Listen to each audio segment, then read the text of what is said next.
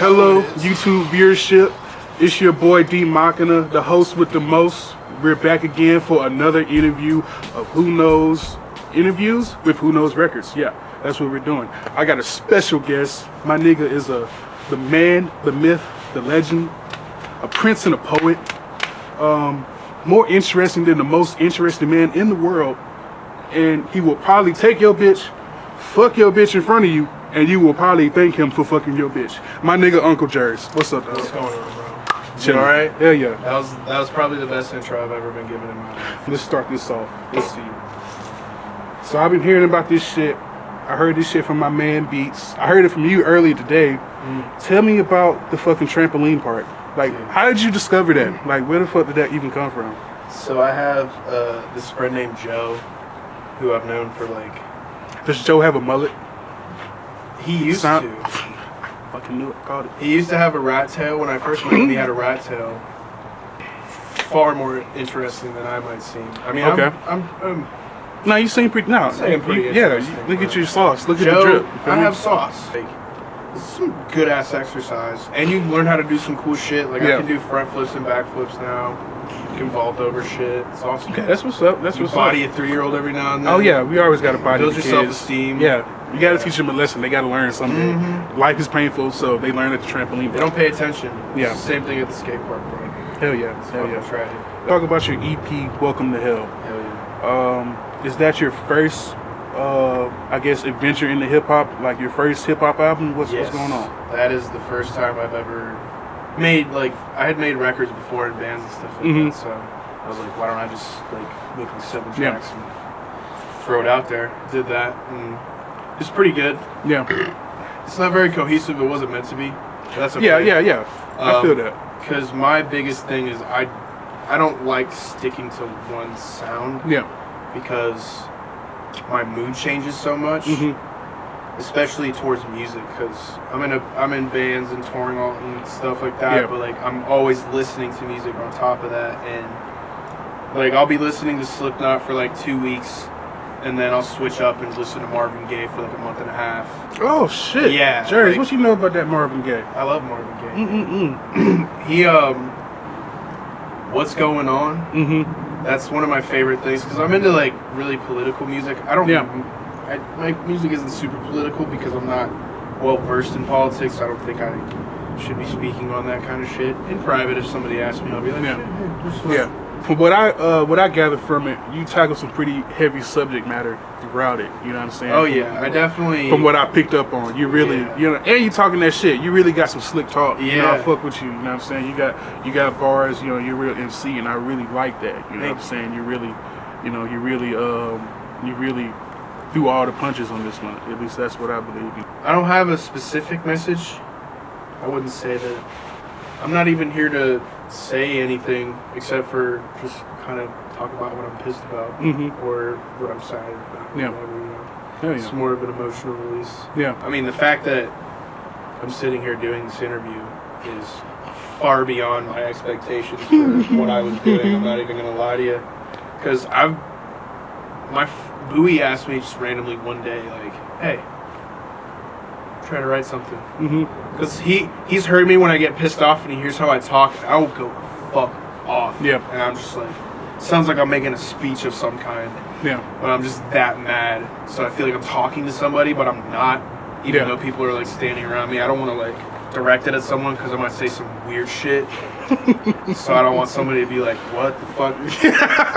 What the hell was that? Why'd you say that to me? I didn't do anything to you. Yeah. But yeah, dude, like I get pissed off and that's when I start writing. Yeah. Or in my free time if I'm just like when I'm bored, I don't know if I have some sort of like attention disorder, but I have to be doing like 7 things at one time to get something done. Yeah. So like if I'm making a song, I have like YouTube open. I'm also looking at Reddit. I'm also like texting somebody on my phone. So you're like all over the place almost. It's like you got your hands on different shit, but it's still like focused in. And I still get the song done, but like I have to do it in small increments because I hit my wall very quickly.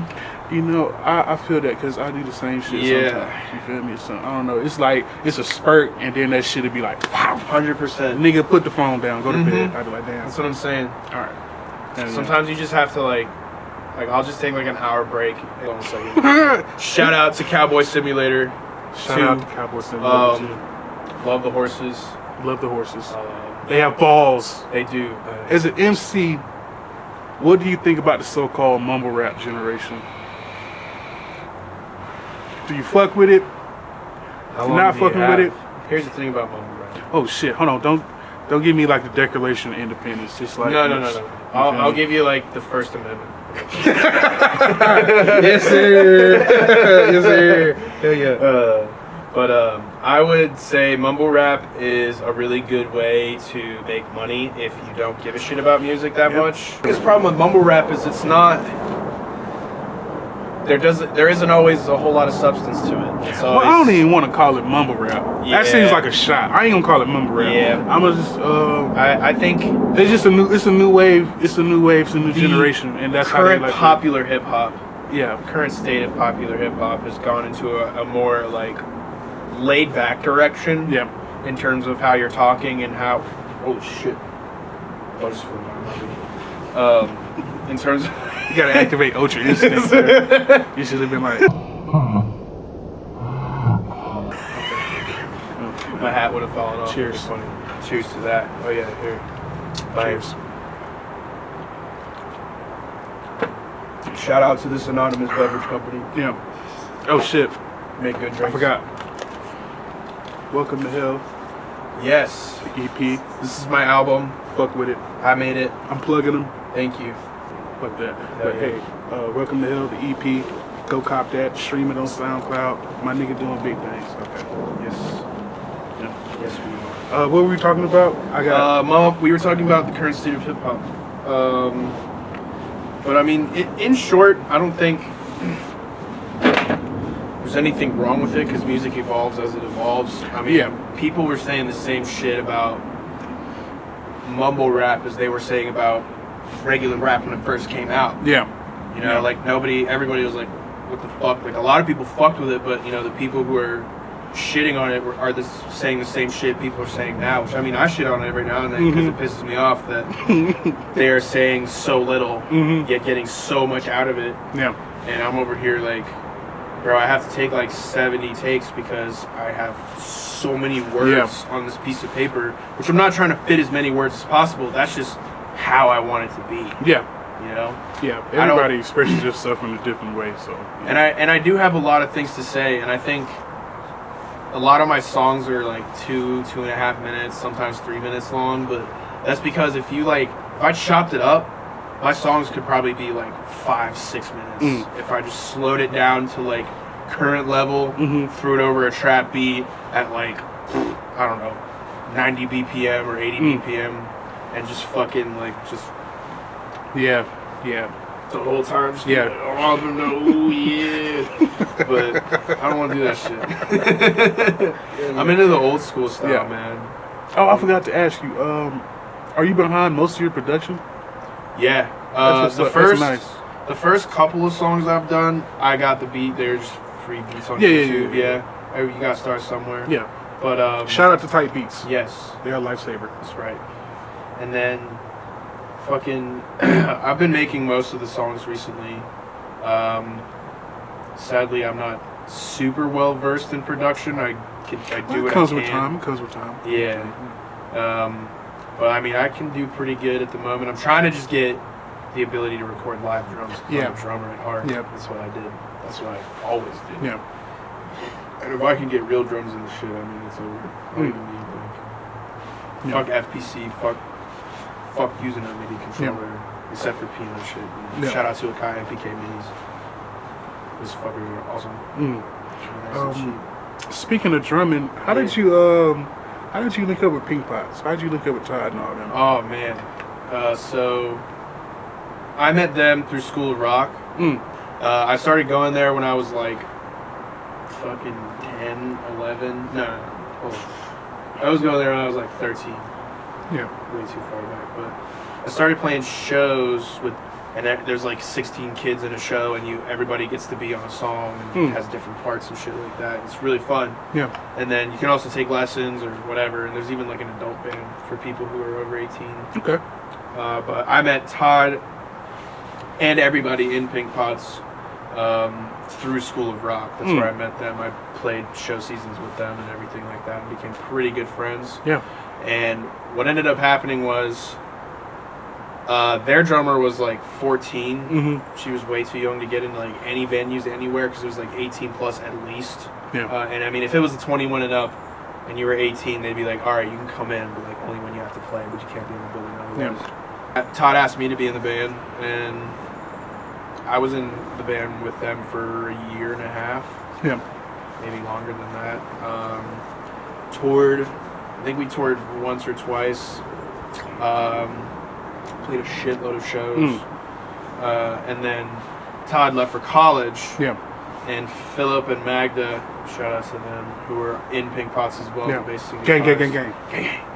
And they asked me to be in the band that Magda, Philip, and Todd had separate from Pink Pots, which was Heck Gang, which is the band I'm currently in. Okay. That's what's up.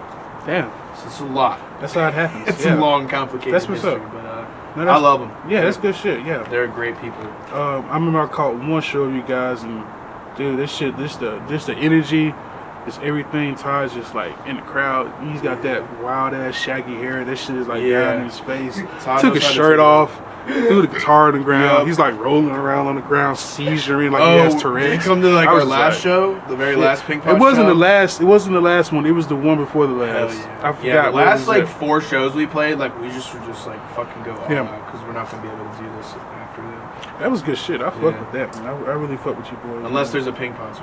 Yeah, it needs to be. Todd's for real. Todd's a bitch. He won't do it. And he's vegan. I'm just kidding. I love Todd very much. Yeah, we love you, Todd. I feel like Todd.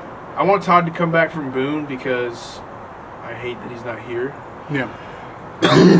Because if he hadn't left, then if he hadn't left, then I wouldn't have been in Heck Dang. But I'd still be in Pink Pots because that'd still be a thing. Yeah. And fuck. Yeah. You know. Yeah. Shout out to Todd. Sorry about all the mean things I said about you a second ago. Love you. All right. Who are some of your biggest inspirations? That's a good question. Henry Rollins is probably my biggest inspiration from Black Flag because I listen to a lot of punk and metal. Other people, J. Cole is a huge inspiration. MF Doom. You know, I'm glad you said that because I caught MF Doom vibes all over Welcome to Hell. Yeah. I kind of felt that. You know what I'm saying? He is. I listen to him at least once a day. Like he's just a religious artist for me. Like I did. Am I allowed to talk about psilocybin? Dude, you're allowed to talk about anything you want to talk about. I did mushrooms, a lot of mushrooms one night, and I listened to Mad Villainy, which was his collaboration with Mad Villain, who is a fucking amazing producer. Holy fuck! And I didn't know who I was for the whole time. All I knew is that I was listening to this fucking record, and I was like, this shit is fucked. Yeah. It was so good. Yeah. Because so much of MF Doom's shit, I don't care how fast you can read or listen to words, you cannot figure out what the fuck he's saying most of the time unless you're listening to it every day. Like, I can understand what he's saying now. I can hear it every single word. But if you ask me to recite it, I'll be like, I can do accordion in its entirety. Yeah. That's the only song by MF Doom that I can hit. Yeah. But he is the god. His flow is ridiculous. He doesn't give a fuck about the scheme. There is no scheme with him. It's just fucking everywhere throwing. It's kind of the way I see MF Doom is like he's just standing in front of a canvas and he's just got a bunch of paint and he's just throwing brushes into it and just fucking whipping his arms and like mixing colors and just being like and then at the end somehow it looks completely cohesive and it's like the golden ratio and you're like, oh my god. Hell yeah. Kind of getting there. I need Yeah. better production, which I mean, be working with Nick Bond some more. I'm going to his house tonight. About to fuck shit up. It's gonna be awesome, dude. Yeah, yeah. Him and I get to work like so quickly. Yeah. And we can just bang on songs. So I really like working with him. Yeah. Hell yeah. So we'll be doing some shit with that tonight. I completely forgot what the question was. What are your who are your biggest inspirations? Oh yeah. So we got we said Henry Rollins, MF Doom. MF Doom. Fuck. Why can't I remember? Oh, Mario Duplantier. Who's that? He's the drummer for Gojira. Not familiar. They are a French metal band. Okay. And they are another band that I listened to when I was on mushrooms. Yeah. But they are far more they have a very interesting philosophy. It's very like eco-based, and it's really hard for me to explain. But you should definitely give them a listen. Shout out to Gojira. They're fucking cool. You want a cigarette, bro? Smokes.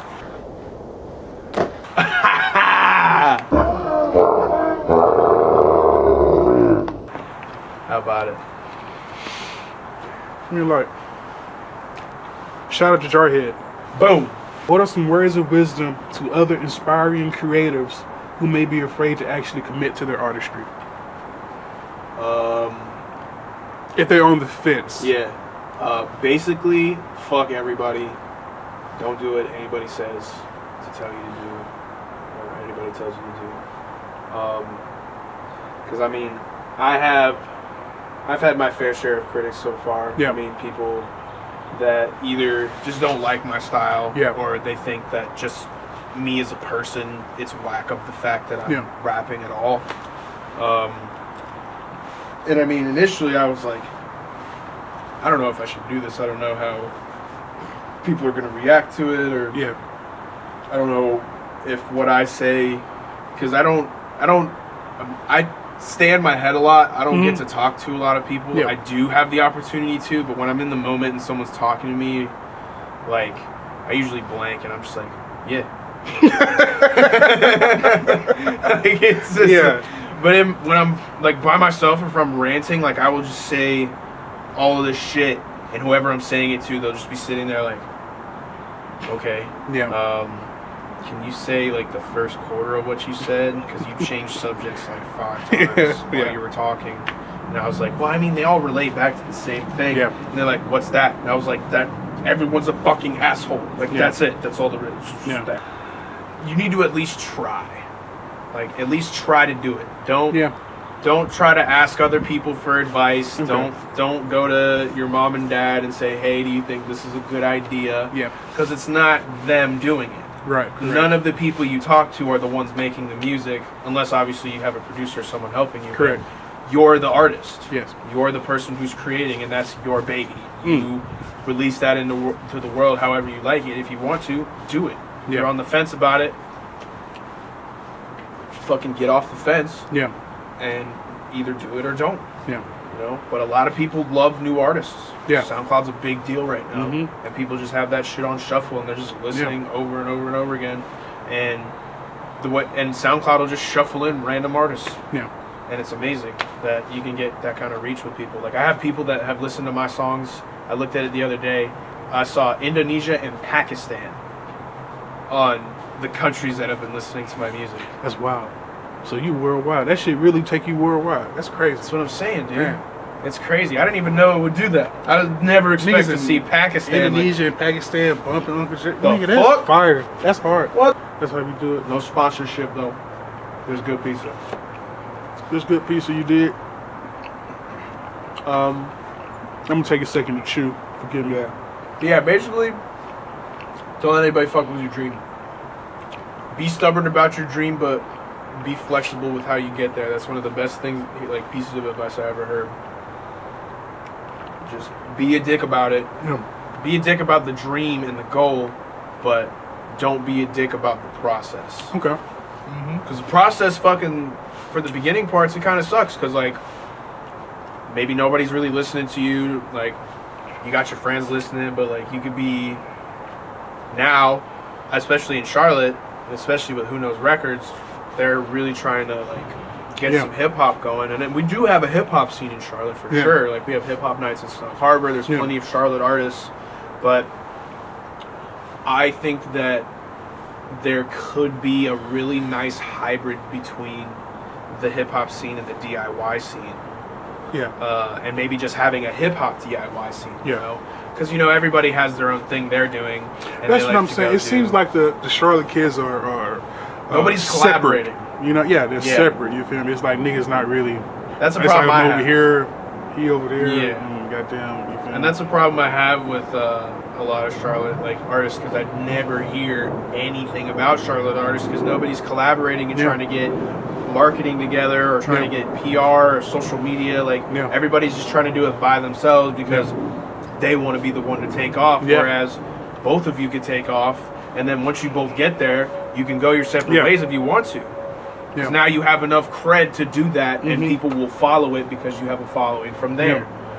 Everybody wants to fucking make it overnight, but niggas you gotta bust your balls. Niggas on some Han Solo shit, and teamwork make the dream work. I know that shit is like cliche, but that shit really works. It is factual. That's how it happens. You feel me? But and that's why we're here having interviews. That's why we're putting out records. That's why Bone and Beats is doing crazy ass shit. That's why I'm here doing crazy ass shit.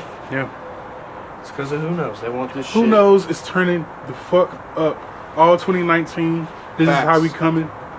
Any new projects on the way for the year? Yes. Can you share a little bit, or is it top secret, classified shit? I will say that I'm trying to have a full-length album out by May. Okay. Title? Got a title yet? Okay. I'm gonna have to visit the spiritual for that. Okay. Yes, sir. Welcome to Hell. That one just came right to me. I was like, and then the bricks in the photo that you'll see on my that over here, like the bricks on here and on there. They're outside my workplace. I work at a vape store, and somebody, I don't remember who, but they took some bricks and laid them out next to the dumpster in the grass. Wrote the word help, and I wanted the whole word help in the picture. Because it was fucking weird, yo. Dude, it was like fucking scary as shit. And I couldn't get help. So I could get hell in, and I was like, I wanted hell to be in the title anyway. But I just wanted the word help to be on the front. But I was like, fuck it, we'll just do hell with one L. And if someone wants to bitch about it, then figure it out. We're gonna do something I like to call the lightning round. I'm just gonna buzz off some questions to you real fast and answer to the best of your ability. If you could work with anyone, dead or alive, who would it be?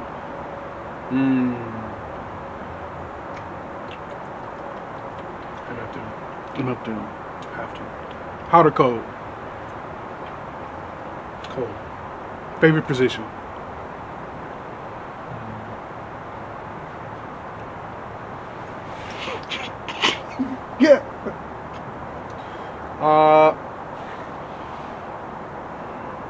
It's like a double entendre, right?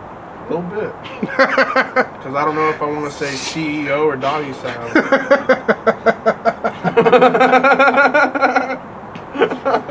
I'm going to say both. Both. Okay, that. CEO and doggy style. Cookout or Five Guys? Five Guys. Face down, ass up. That's the way I like to fuck. Good answer. Hook or no hook? Depends on if I'm pissed or not. Okay. If I wasn't trying to be a creator, what would I be?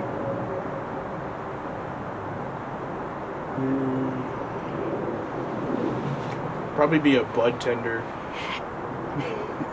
And like the weed farms and shit. Oh yeah, that's badass. I can see that. That's a good job.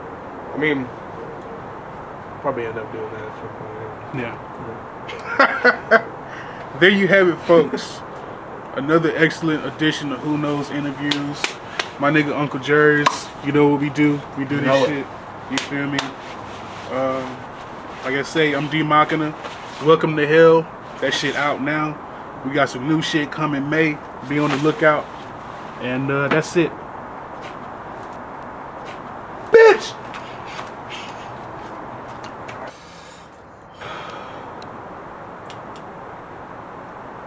Hey, I'm Uncle Jerz. Probably watching this right now, wondering who the fuck's this guy? How do I listen to his music? Where do I feed off of this man's creativity? I'm gonna tell you. SoundCloud. That's it. And also, probably eventually on streaming services, and also Who Knows Records. And I want you to get there properly and safely without any misinterpretations or injuries. WhoKnowsRecords.com. You can see me, you can see Bone and Beats, you can see Terrorist of the Heart, the best EP I've heard in a minute, and some good ass music. But yeah, look at me up on SoundCloud. There's another Uncle Jerz on SoundCloud. Fuck that guy. He doesn't have as many followers as me. He probably sucks too. I think he's just a DJ. But I'm an MC, so I have my own little monogram thing going on besides him. So just check me out on SoundCloud. You'll see me, my face, and this beard. Okay.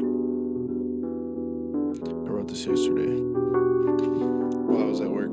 That's where I do all my writing.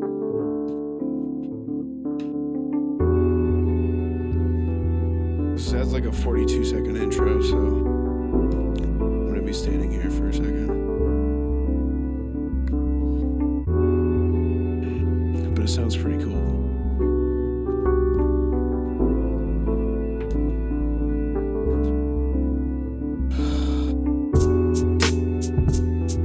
Bet.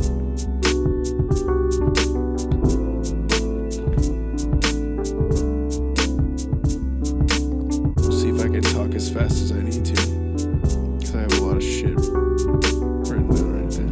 I guess so.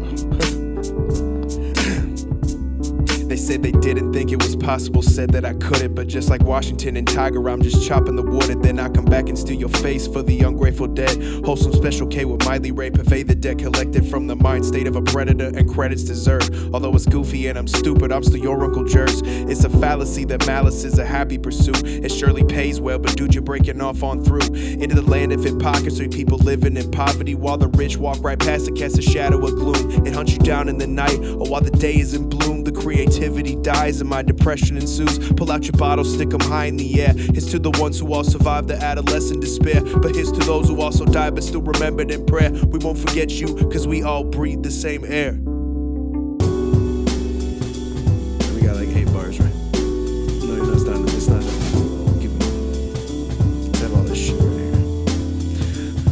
We're just gonna do it in one take, cause that was fine. That was pretty good, so I'm gonna keep recording.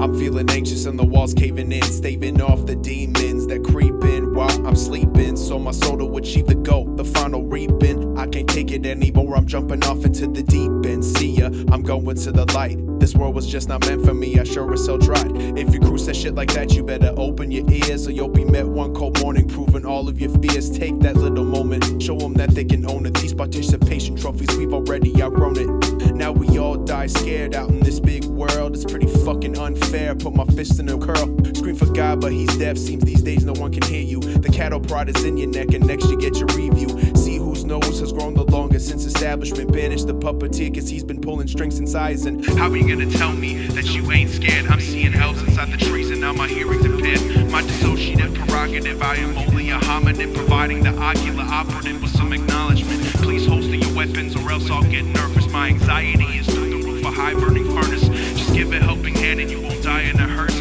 God damn, you're the worst, you fucking suck, Uncle Jerz.